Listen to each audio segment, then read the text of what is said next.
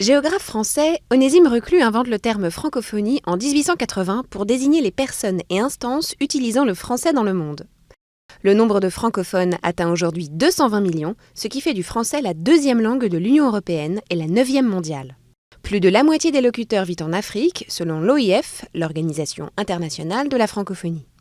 L'Algérie comptabilise la seconde communauté francophone au monde, avec plus de 11 millions de personnes sachant lire et écrire le français.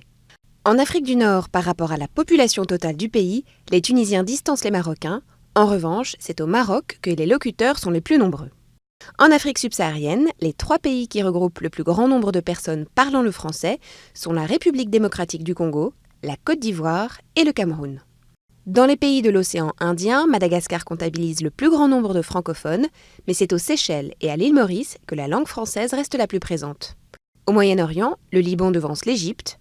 En Europe centrale et orientale, la Roumanie puis la Pologne et la Moldavie comportent le plus grand nombre de francophones. En Amérique du Nord, le Québec en recense 7 millions, soit 93% de sa population. Dans la Caraïbe, Haïti demeure le premier pays francophone.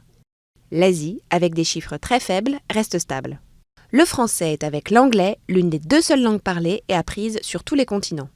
Aujourd'hui, 116 millions de personnes apprennent le français dans le monde, avec 900 000 professeurs. Selon les projections de l'OIF, en 2050, près de 85% des 715 millions de francophones vivront en Afrique. En Europe, il n'y aura alors plus que 12% des francophones de la planète.